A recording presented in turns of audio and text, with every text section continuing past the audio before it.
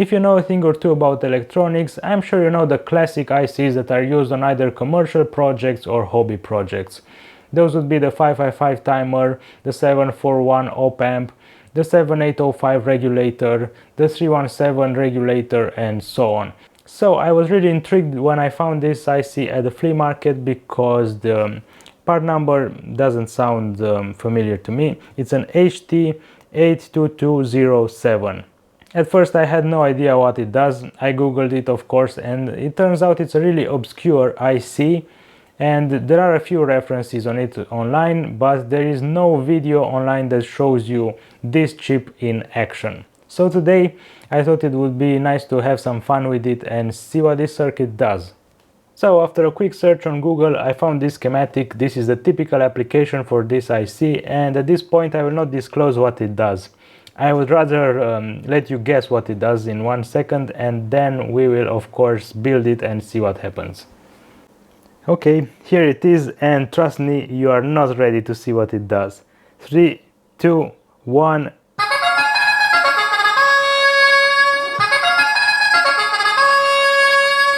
This is probably the most hilarious circuit I've ever built. This is a Western sound generator. It's from the 90s and it was probably designed for some sort of toy. It can produce other sounds too.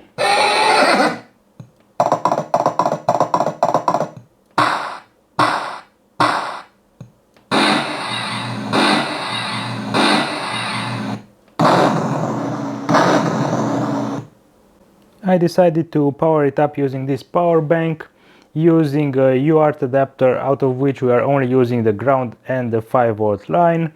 And for the speaker output, I decided to connect it to this speaker out of an old Grundig TV.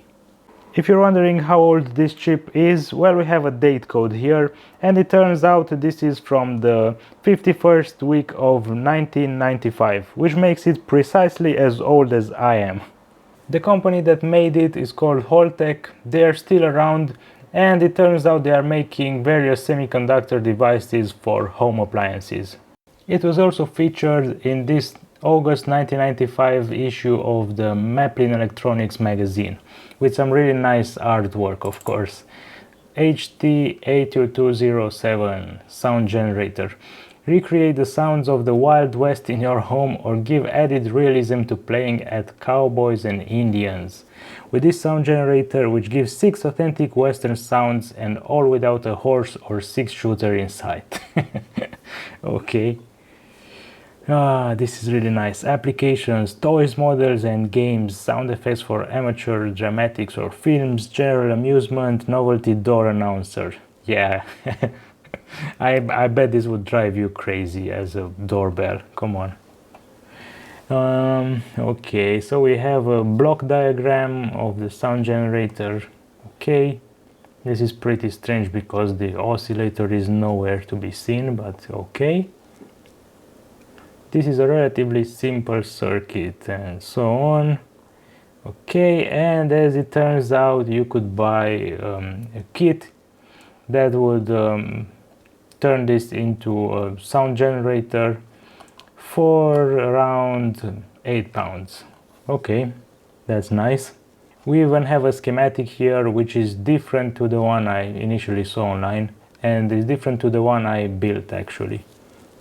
And it turns out this one has an adjustment here, so you could probably tune an internal oscillator or something like that. I'm really curious what this does, because it looks to me like there is not much to adjust here.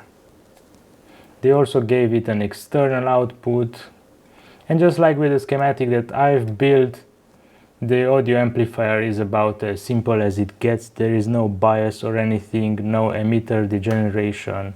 No, it's the one pin of the output, one pin of the IC that goes straight into the base of a transistor, and the collector goes to the speaker, and that's it.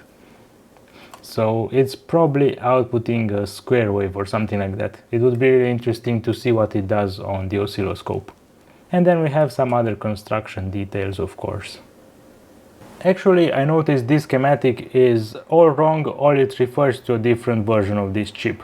That's because my chip doesn't even have 20 pins. It's in a DIP 18 package, so this is strange. this is the schematic that I've used, and this one actually works. So there is something wrong in this with the schematic in this magazine, which is pretty strange. Well, the first thing that caught my attention is the fact that we had this trim pot between pin 20 and 19, and I said, okay, I remember that high value resistor to be between something else, and then yeah, I figured out I don't even have 20 pins. And I think this trim pot with this fixed resistor in series were supposed to be between pin 17 and 18 right here. Okay, I made the circuit adjustable. Let's see what it does.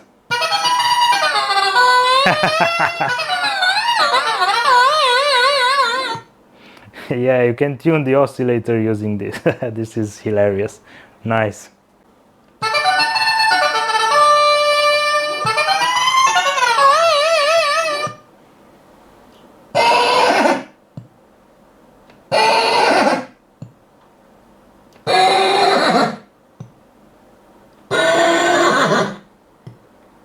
Yeah, it's impossible to keep a straight face while doing this.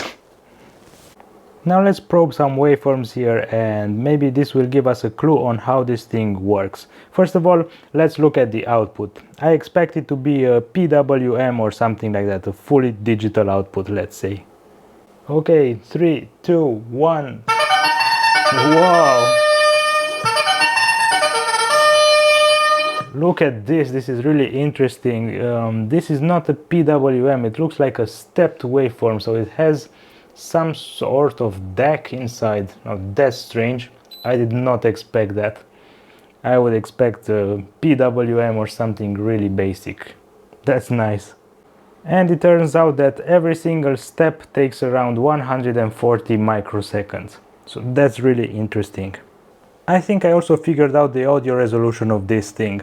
By looking at the zoomed out version of the audio waveform, it looks like it ranges between 0 and 2.56 volts, which gives us a VFS of 2.56. Now we have to zoom in on the waveform and look for the smallest voltage change that we can observe, which is this one, and it is around 0.16 volts. So this would be our VLSB.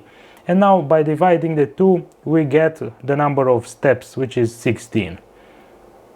Of course, this is not 16-bit audio because we have to do the base 2 logarithm of this, and the base 2 logarithm of 16 is 4, which means that this is 4-bit audio. Nice. Now let's probe into pin 18 as well, because that one is somehow related to the oscillator. So let's see if we can find out the clock frequency. No. We definitely have a clock there. Yep, here it is. This is nice. So it's some sort of oscillator here that we can tune with that external resistor. Let's find the clock frequency. It turns out the clock frequency in this configuration is exactly 100 kilohertz. By zooming out just a little bit, we have another clue of what the internal circuitry does.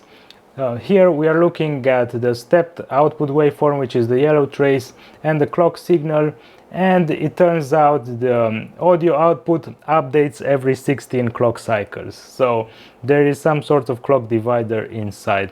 This is really nice. And just for fun, here's what the speaker output looks like with respect to the output of the IC. So we are looking at the collector of the power transistor on the second channel, the purple trace, and the output of the IC on the first channel, the yellow trace.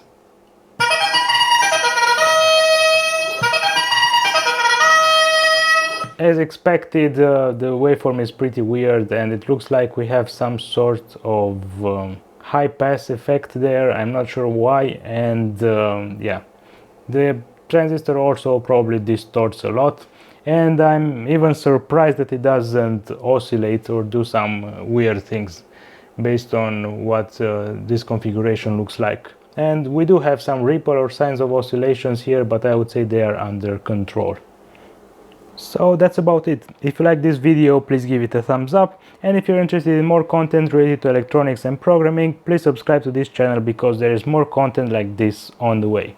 Also, don't forget that you can support this community by joining it using a paid membership on YouTube, which gives you early access to videos, or by giving me a super thanks.